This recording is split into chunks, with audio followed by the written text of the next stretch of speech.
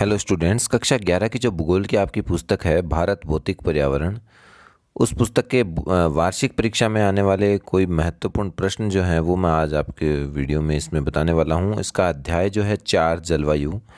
इस पाठ के वार्षिक परीक्षा जो 2022 है उसके कुछ महत्वपूर्ण प्रश्न आज के वीडियो में आपको बताऊंगा।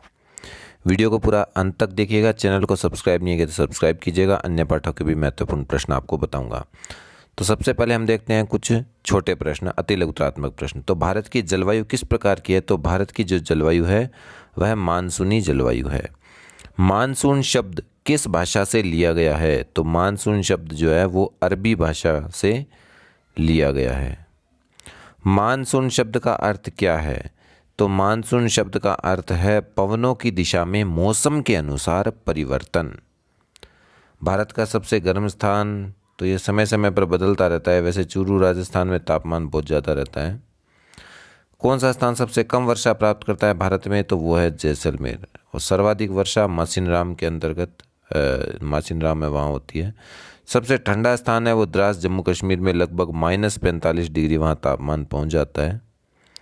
उत्तर पश्चिमी भारत में सर्दियों में जो वर्षा होती है वो उसका क्या कारण है? तो उसका कारण है पश्चिमी विक्षोभ। अभी हम पढ़ते भी हैं अखबार में कि सर्दियों में जो वर्षा होती है, शीतकालीन वर्षा जो उत्तर पश्चिमी भारत में होती है वो पश्चिमी विक्षोभ के कारण होती है।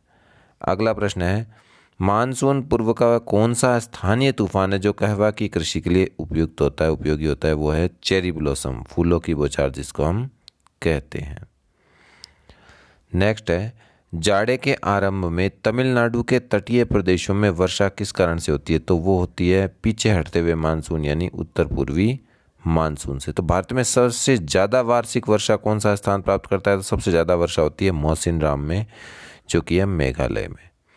कोपेन द्वारा भारत के जलवायु वर्गीकरण के आधार क्या है? मोस्ट इंपॉर्टेंट प्रश्न है, अच्छी तरह से याद कर लीजिएगा इसको। तो तापमान और वृष्टि के मासिक मान, अर्थात तापमान में वर्षा का मासिक औसत। अगला है, कोपेन के वर्गीकरण के अनुसार भारत में एस प्रकार की जलवायु है वो कहाँ होती है? तो वो होती है कोरोमंडल के तट पर। केरल व तटीय कर्नाटक में मानसून पूर्व की स्थानीय तूफानी वर्षा को आम्र वर्षा या आम्र वृष्टि कहते हैं, क्योंकि इससे आम की फसल है वो जल्दी पक जाती है। ये भी अच्छा प्रश्न है। एक और अच्छा इंपॉर्टेंट प्रश्न है, असम और पश्चिम बंगाल में बैसाख के महीने में शाम को चलने वाली भयंकर और विनाशकारी वर्षायुक्त पवनें क्या कहलाती है? तो उनको हम कहते हैं काल बैसाखी। कहाँ होती है? असम और पश्चिमी बंगाल में बैसाख के महीने में जो वर्षायुक्त तेज भयंकर जो पवनें चलती है। अच्छा, गर्मी में पीड़ादायक पवनें जो अभी फ़िलहाल चल रही है तो उनको क्या कहते हैं? वो कहते हैं उत्तर भारत में लू। तमिलनाडु में वर्षा किस ऋतु में होती है? तो तमिलनाडु में शीत ऋतु में वो अधिक वर्षा होती है। वर्षा की परिवर्तिता की गणना के लिए किस सूत्र का प्रयोग करते हैं? तो वर्षा की परिवर्तिता का मतलब है मानक विचलन भाग माध्य गुणा 100। अगला है, कोपेन के जलवायु के वर्गीकरण का मुख्य आधार क्या है? अच्छा, ये प्रश्न है। एक तो तापमान है और एक वृष्टि। पूर्वी जेट स्ट्रीम कब उत्पन्न होती है? तो वो गर्मी की ऋतु में आती है पूर्वी जेट स्ट्रीम। अब कुछ थोड़े 60 शब्दों वाले प्रश्न देख लेते हैं। भारतीय मौसम तंत्र को प्रभावित करने वाले 3 महत्वपूर्ण कारक कौन कौन से हैं? तो 3 महत्वपूर्ण कारक में पहला है वायुदाब और ताप का धरातलीय वितरण। तापमान और वायुदाब का धरातल के ऊपर जो वितरण है वो मौसम को प्रभावित करता है। दूसरा है ऊपरी वायु परिसंचरण और वायु राशियों का अंतर्वाह। और तीसरा है वर्षा लाने वाले पश्चिमी विक्षोभ और उष्णकटिबंधीय चक्रवात। ये जो वर्षा लाने वाले तंत्र जो हैं, इन पश्चिमी विक्षोभ भी हो सकता है और उष्णकटिबंधीय चक्रवात, ये दोनों भारत के मौसम तंत्र को प्रभावित करते हैं। अगला प्रश्न है, ITCZ अंतः उष्णकटिबंधीय अभिसरण क्षेत्र, यह क्या है? तो भूमध्य रेखा के निकट वह कटिबंध जहां उत्तरी गोलार्ध में उत्तर पूर्वी व्यापारिक पवनें और दक्षिणी गोलार्ध में दक्षिण पूर्वी व्यापारिक पवनें आपस में मिल जाती है, तो वो है ITCZ। सूर्य की लंबवत किरणों के साथ इनकी स्थिति में परिवर्तन होता रहता है। ग्रीष्मकाल में इसकी स्थिति है वो उत्तर में कर्क रेखा के निकट और शीतकाल में मकर रेखा के निकट होती है। अब गर्मी की ऋतु में इसकी स्थिति है वो 25 डिग्री उत्तरी अक्षांश पर होती है, जिसके परिणाम स्वरूप दक्षिण पूर्व व्यापारिक पवनें वो भूमध्य रेखा को पार करके दक्षिणी पश्चिमी मानसून के रूप में भारत में प्रवेश करती है। इसके बाद में अगला प्रश्न है जेट प्रवाह क्या है और इसका क्या प्रभाव पड़ता है। तो क्षोभ मंडल में भूपृष्ठ से लगभग 12 किलोमीटर की ऊंचाई पर क्षैतिज दिशा में तेज गति से चलने वाली वायु धाराएं जो होती है जेट वायु प्रवाह कहलाती है।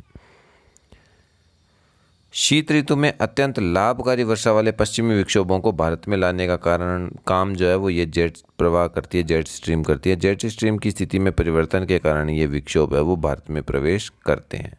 इसी प्रकार से एक तो पश्चिमी विक्षोभों के कारण यह है, एक है पूर्वी जेट प्रवाह है वो उष्णकटिबंधीय चक्रवातों को भारत की ओर आकर्षित कर लेता है। एक तो पश्चिमी विक्षोभ को लाने का काम करता है और एक पूर्वी जेट प्रवाह जो है वो उष्णकटिबंधीय चक्रवातों को भारत में आकर्षित करता है। भारतीय मानसून की प्रमुख विशेषताएं बताइए। अच्छा प्रश्न है। पहली विशेषता है ऋतु के अनुसार वायु की दिशा में परिवर्तन होना। दूसरा है मानसूनी पवनों का अनिश्चित होना, अनिश्चित मानसून होता है, अनियमित होता है। तीसरा है मानसूनी पवनों के प्रादेशिक स्वरूप में भिन्नता होते हुए भी भारतीय जलवायु को व्यापक एकरूपता यह प्रदान करता है। मानसून विस्फोट का क्या मतलब है। आर्द्रता से लदी पवनें जब बहुत ज़्यादा भारी हो जाती है तो अधिशेष नमी को अत्यधिक गर्जन के साथ में छोड़ती है, यानी बहुत मूसलाधार वर्षा के रूप में धरातल पर पहुंचती है। तो वर्षा इतनी ज़्यादा होती है कि कुछ ही घंटों में बहुत बड़े क्षेत्र में बाढ़ आने की स्थिति पैदा हो जाती है। तो दक्षिणी पश्चिमी मानसून द्वारा अचानक इस प्रकार की तेज जो भारी मूसलाधार वर्षा होती है वो कहलाती है मानसून का विस्फोट। अच्छा, एक है मानसून विच्छेद, वह क्या है, ये भी अच्छा प्रश्न है। जब मानसून पवनें 2 सप्ताह या उससे अधिक समय तक वर्षा करने में असफल रहती है, यानी वर्षा नहीं हो पाती कितने दिन, लगभग 2 सप्ताह या इससे ज़्यादा समय तक, तो क्या हो जाता है, मौसम तो वर्षा का होता है लेकिन वर्षा काल में शुष्क दौर बीच में आ जाता है, तो उसे कहते हैं मानसून विच्छेद, यानी बीच में मानसून ढीला पड़ जाता है, जिसको हम मानसून कमज़ोर पड़ना भी कहते हैं। इसका कारण या तो उष्णकटिबंधीय चक्रवातों का कमज़ोर पड़ना है या भारत में अंत उष्ण कटिबंधीय अभिसरण क्षेत्र की स्थिति में परिवर्तन आना है। पश्चिमी राजस्थान में तापमान की विलोमता जलवाष्प से लदी हुई वायु को ऊपर उठने से रोकती है और वहाँ वर्षा नहीं होती है, तो यह कहलाता है मानसून विच्छेद। अगला प्रश्न है जलवायु प्रदेश क्या होते हैं और कोपेन के अनुसार प्रमुख आधार कौन से हैं। तो जलवायु प्रदेश उस भूभाग को कहते हैं जहाँ जलवायु के तत्वों के संयुक्त प्रभाव से जलवायु की एक जैसी दिशाएं वो पाई जाती है। और कोपेन का जो वर्गीकरण है उसका मुख्य आधार है तापमान और वर्षा। नेक्स्ट प्रश्न है उत्तर पश्चिमी भारत में रबी की फसलें बोने वाले किसानों को किस प्रकार के चक्रवातों से वर्षा प्राप्त होती है और चक्रवात कहाँ उत्पन्न होते हैं। तो उत्तर पश्चिमी भारत में रबी की फसलें बोने वाले किसानों को पश्चिमी दिशा से आने वाले चक्रवातों से वर्षा प्राप्त है वो होती है। रबी की फसल यानी जो गेहूं वगैरह की फसल होती है वो, और उत्तर पश्चिमी भारत में शीत ऋतु में, सर्दी की ऋतु में, तो क्या होता है सर्दी की ऋतु में, जिसको हम बोलते हैं पश्चिमी विक्षोभ। और ये कहाँ से शुरू होते हैं, ये भूमध्य सागर से उत्पन्न होते हैं। अच्छा, संसार में सबसे ज़्यादा वर्षा मासिनराम में होती है, वो क्यों होती है, क्योंकि मानसून की बंगाल की खाड़ी की जो शाखा है वो गंगा के डेल्टा को पार करके मेघालय की जो 3 बड़ी पहाड़ियाँ हैं खासी, गारो, जयंतिया, वहाँ पहुँचती है और उनकी आकृति कीप आकार की है, तो जिसमें वायु को एकदम ऊंचा उठना पड़ता है, इससे उस क्षेत्र में है वो भारी वर्षा हो जाती है। अच्छा, इसके बाद में है तमिलनाडु के तटीय प्रदेश में सर्दी के मौसम में यानी जाड़े के मौसम में ज़्यादा वर्षा क्यों होती है तमिलनाडु में। तो भारत का पूर्वी तट यानी विशेष रूप से तमिलनाडु का जो तट है वो दक्षिण पश्चिमी मानसून द्वारा वर्षा प्राप्त नहीं करता है, इस चीज़ को ध्यान रखना। मानसून से वर्षा नहीं होती, उसमें वर्षा होती है सर्दी के समय में, जाड़े के समय। तमिलनाडु के तट बंगाल की खाड़ी की मानसून शाखा के समांतर है, इस कारण से वो वृष्टि सहायक क्षेत्र है अरब सागर की धारा के भी। और वहाँ उत्तर पूर्व से लौटता हुआ जो मानसून है तथा उस समय तक बन रहे बंगाल की खाड़ी चक्रवातों के प्रभाव से शीत ऋतु में वहाँ वर्षा होती है। अब कुछ बड़े प्रश्न देख लेते हैं। एक अच्छा इंपॉर्टेंट प्रश्न बोर्ड ये आपके वार्षिक परीक्षा में पूछा जा सकता है। भारतीय किसान के लिए मानसून एक जुआ है। मानसून जुआ किस प्रकार से है, तो एक तो भारत में 64% जनसंख्या वो कृषि पर निर्भर है और भारतीय कृषि फसलें वो मानसून पर निर्भर है। कृषि उपज की सफलता और असफलता मानसून पर ही निर्भर है, यानी अच्छी वर्षा हो गई तो अच्छी फसल हो जाएगी, अच्छी वर्षा नहीं हुई तो अच्छी फसल नहीं होगी। दक्षिण पश्चिमी मानसून द्वारा लाई गई वर्षा सामान्य है या नहीं, इस बात पर यह निर्भर करती है। वर्षा की उच्च परिवर्तिता के कारण देश के कुछ भागों में तो सूखा रह जाता है, कई जगह बाढ़ आ जाती है, तो मानसून इसी प्रकार का है भारत का। भारतीय कृषि की सफलता मानसूनी वर्षा के निश्चित समय पर और नियमित रूप से वितरित होने पर निर्भर करती है। जहाँ सिंचाई नहीं होती यानी सिंचाई विहीन क्षेत्र है, वहाँ वर्षा की अनियमितता और अनिश्चितता का प्रभाव है वो कृषि पर पड़ जाता है, यानी अच्छी वर्षा हो गई तो अच्छी फसल, नहीं हुई तो नहीं हुई, फसल भी नहीं होती। मानसून का अचानक विस्फोट देश के व्यापक क्षेत्रों में मृदा अपरदन की समस्या भी उत्पन्न कर देता है। तो ये कुछ पॉइंट हो गए। अगला है भारत में वर्षा पर्वतकृत है। वर्षा के वितरण और इस पर उच्चावच के प्रभाव के संदर्भ में 5 उदाहरण दीजिए। तो पहला उदाहरण है पश्चिमी घाट के कारण पश्चिमी तटीय मैदान में भारी वर्षा हो जाती है, तो घाट से टकरा करके बहुत ज़्यादा वर्षा होती है। दूसरा हम देख सकते हैं पश्चिमी घाट के वृष्टि छाया क्षेत्र हैं तो वहाँ कम वर्षा, जैसे ये पहाड़ी है जो पश्चिमी घाट का क्षेत्र है, तो समुद्र से इधर से आने वाली पवनें इधर तो वर्षा कर देती है इस किनारे पर, और इस किनारे पर जो है ये दूसरा जो भाग है ये वृष्टि छाया प्रदेश में हो जाता है, इसके पीछे का भाग, तो वहाँ वर्षा कम होती है। मेघालय में पर्वतों की बनावट के कारण है भारी वर्षा होती है। आपको बताया कीपाकार जो आकार है इनका पहाड़ियों का, तो मेघालय की खासोगारी जयंतियाँ इनकी पहाड़ियों से जब टकराती है तो वहाँ आकृति कीप जैसी है, तो वहाँ बहुत ज़्यादा वर्षा होती है। एक राजस्थान में बहुत कम वर्षा होती है, और हिमालय पर मानसून पवनों की दिशा का भी बहुत प्रभाव पड़ता है। अब राजस्थान में तो जो है वो अरावली पर्वतमाला के समांतर है, इसलिए वर्षा है वो नहीं हो पाती राजस्थान में। और हिमालय पर जो प्रभाव है वो बंगाल की खाड़ी की दूसरी शाखा सीधे हिमालय पर्वत से टकराती है और हिमालय की पर्वत श्रेणियों को वो पार नहीं कर पाती है ना, और वो पश्चिम की ओर हिमालय पर्वत के समांतर चलना शुरू हो जाती है। तो जैसे जैसे पश्चिम की ओर बढ़ती है त्यों त्यों नमी कम हो जाती है। अच्छा, एक भारत में जो मौसम के अनुसार कितनी प्रकार की ऋतुएं हैं, एक मौसम की किसी एक ऋतु का वर्णन करना, इस प्रकार का प्रश्न भी पूछा जा सकता है। तो शीत ऋतु, ग्रीष्म ऋतु, दक्षिण पश्चिमी मानसून की ऋतु और लौटता हुआ मानसून, यानी मानसून का जिसको हम कहते हैं निवर्तन। छोटा प्रश्न पूछा जा सकता है, मानसून का निवर्तन से क्या तात्पर्य है या मानसून के लौटने से क्या तात्पर्य है, इस प्रश्न को भी आप अच्छी तरह से याद कर लीजिएगा। तो इसी का वर्णन हम यहाँ कर रहे हैं, क्योंकि एक अच्छा छोटा प्रश्न भी पूछा जा सकता है कि मानसून का निवर्तन क्या है या मानसून के लौटने की ऋतु क्या है।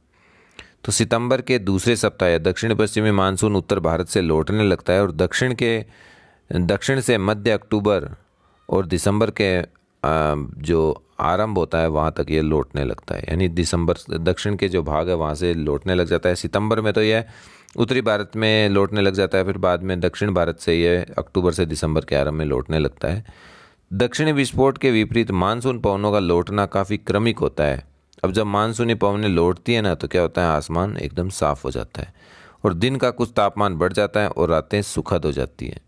इस ऋतु में दैनिक तापांतर है वो बहुत अधिक हो जाता है, और बंगाल की खाड़ी में पैदा होने से चक्रवात दक्षिण पूर्व से उत्तर पश्चिम दिशा में चलते हैं और कुछ क्षेत्रों में वो वर्षा भी करते हैं। अच्छा, एक भारत की जलवायु को प्रभावित करने वाले कारकों का वर्णन कीजिए। एक ये भी प्रश्न अच्छा प्रश्न है। तो भारत जो है वो विषुवत रेखा के उत्तर में स्थित है। कर्क रेखा भारत के लगभग मध्य से गुजरती है। हिमालय पर्वत श्रृंखला है, इसको घेरे हुए है। दक्षिण में हिंद महासागर भी है ना। तो इस कारण से भारत की जो जलवायु है वो किस प्रकार की है उसके बारे में हम पढ़ सकते हैं, क्या क्या चीज़ें प्रभावित करती है। पहला है अक्षांश। अक्षांश जो है भारत में की जो स्थिति है, दक्षिणी भाग विषुवत रेखा और कर्क रेखा के बीच में पड़ता है। यहाँ उष्ण कटिबंधीय है, जबकि कर्क रेखा के उत्तर का जो भाग है वो शीतोष्ण कटिबंधीय भाग में पड़ता है। दूसरा है पर्वत श्रेणी। भारत में है उत्तर में जो हिमालय पर्वत श्रेणी है वो उत्तरी ध्रुव से जो ठंडी हवाएं आती हैं उनको रोक लेता है। तो भारत का जलवायु है वो समताकारी स्वरूप है भारत की जलवायु का बना रहता है, ज़्यादा सर्दी भी उस कारण से नहीं हो पाती। और मानसूनी वर्षा को रोक करके भी वर्षा करने में सहायक होती है यह पर्वत श्रेणियाँ। अच्छा, एक पॉइंट हो सकता है जल और स्थल का वितरण। भारत के प्रायद्वीपीय भाग के एक ओर तो बंगाल की खाड़ी आपको पता है और एक और अरब सागर है, तो दोनों ओर से समुद्र से घिरा है, तो आर्द्रता वो ग्रहण करता रहता है, तो बारिश वगैरह भी होती रहती है।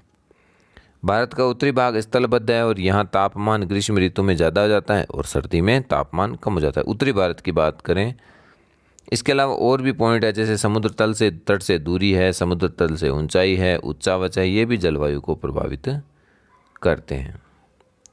अच्छा, अगला प्रश्न है, भारतीय उपमहाद्वीप में दक्षिण पश्चिमी मानसून के आगमन की प्रक्रिया को वर्णन कीजिए। तो भारत के उत्तर पश्चिमी मैदान में मई जून में तापमान तेजी से बढ़ता है और इस कारण से यहाँ निम्न वायुदाब स्थापित हो जाता है, और जहाँ वायुदाब निम्न हो जाता है तो वहाँ अधिक उच्च वायुदाब से निम्न वायुदाब की ओर हवाएं चलती है।